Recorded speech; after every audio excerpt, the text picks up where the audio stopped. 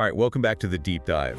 Today we are wading right into the strategic noise around the National Hockey League trade deadline. And for the Toronto Maple Leafs, the TML, this isn't just noise, is it? It feels like a decision point that's going to define their entire season. It really does. And our mission for this deep dive is, well, it's pretty sharp. We're looking at this counterintuitive idea that the team should just completely ignore all the splashy, high-profile names. And instead go for something quiet, inexpensive, and surgically smart. Exactly. The clock is absolutely ticking. The roster freeze is ending. That deadline is looming. And if you're listening to the chatter, the pressure on the Leafs organization is just immense. Every little slump, any stretch of inconsistency, and it's a feeding frenzy. Everyone's demanding some kind of seismic move. That's the narrative we've all been conditioned to expect, right? But the core analysis we're digging into, specifically from Jonas Siegel's The Athletic, it presents this radically different path. Instead of chasing the next big thing, the suggestion is that the solution might actually be, looking backward at a familiar face. It's a really compelling counter-narrative to all that noise. It is. It's a very cold, calculated view of their situation. And it basically says management has to ignore those high-end lists. The ones with players like Rasmus Andersson, Alex Tuch, all those big names. Okay, let's unpack that right away, because the fan in me is screaming. Why would you ignore the best players available? Those names make your roster instantly better. If the goal is to win now, shouldn't you spend whatever it takes? The problem isn't the talent, it's the cost. It's always the cost. The assets required. Exactly. To land a top-tier guy, you're talking about a brutal package. Yeah. High draft picks, your best young prospects, and the sources, they make it painfully clear the Leafs just cannot afford to do that again. But why are they so uniquely constrained? I mean, every contender spends assets at the deadline. It's about the patterns.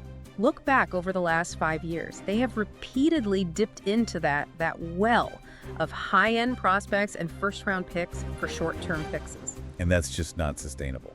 It's not. They've already traded away key prospects who would be providing cheap, valuable depth for them right now.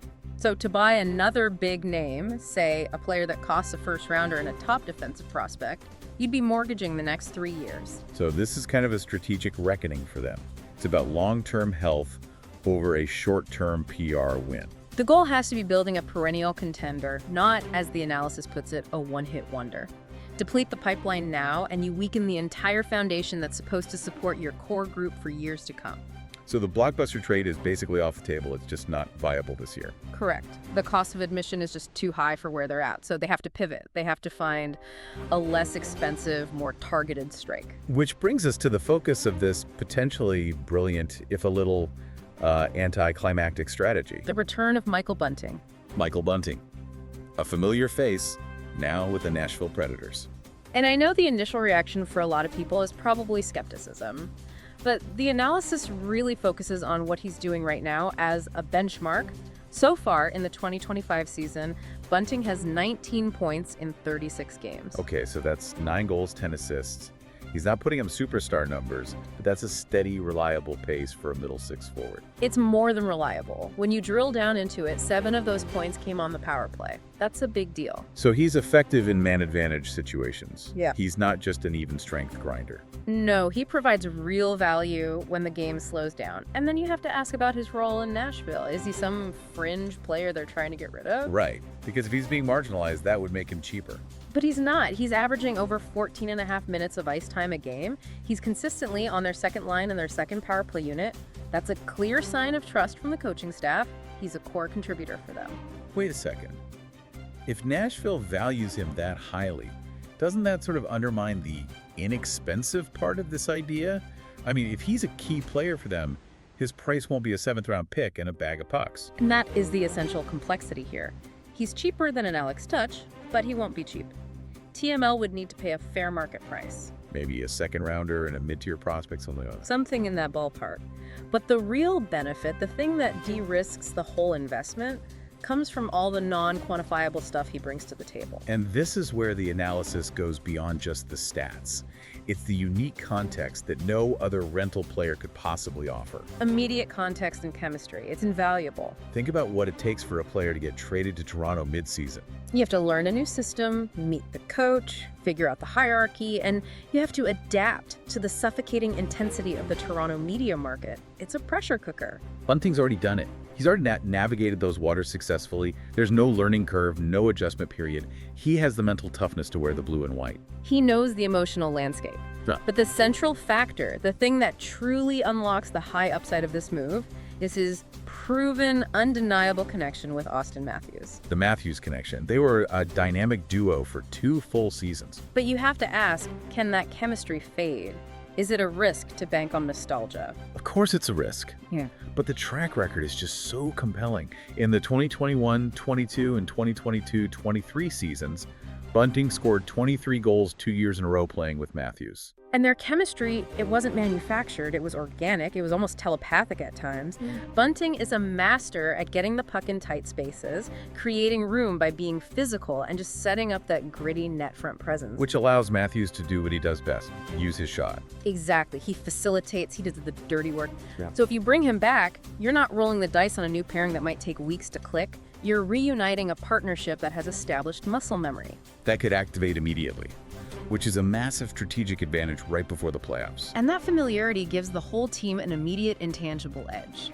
Beyond the scoring, Bunting provides that raw physical competitiveness, that emotional edge, that snarl the team is kind of missing right now. He's the anti-passive player.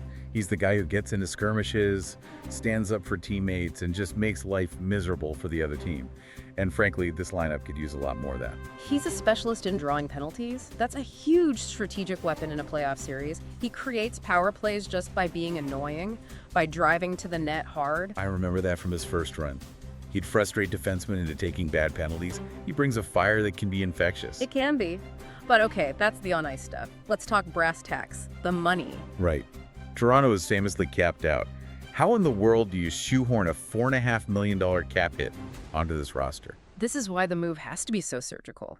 The Leafs are operating with basically zero cap margin. They're sitting with only about $235,000 in available space. So this can't be a simple addition. No, it demands creative cap gymnastics. It would have to be a dollar-for-dollar type of trade. Someone has to go out. And it can't just be a depth guy making league minimum. They'd have to send out someone making real money, probably another contributing forward. Precisely. To make it work, you're likely sacrificing another piece, someone like a Nick Robertson, maybe a key veteran, just to match the salaries. It's complex. So what makes that risk tolerable for management? One crucial detail, Bunting's contract term. It expires next summer. That's the ultimate de-risking mechanism here, isn't it? It completely reframes the entire risk profile. This isn't a long-term commitment that handcuffs you financially for years. It doesn't permanently block a younger prospect. It doesn't disrupt the long-term hierarchy. It's the ultimate plug-and-play solution. In strategic terms, it's what you'd call asymmetric risk. The cost is controlled, the asset outlay is moderate, but the potential upside is huge. You recapture that proven chemistry, you inject grit, and you strengthen your forward group without mortgaging the future. It's the hallmark of a mature organization, really. Recognizing your limitations and making a smart chess move instead of a desperate headline-grabbing one. It's about maximizing this current window while keeping that long-term flexibility. But we can't get blinded by the logic. We have to talk about the critical counterpoint. Where does this whole plan fall apart? Well, first and most obviously, the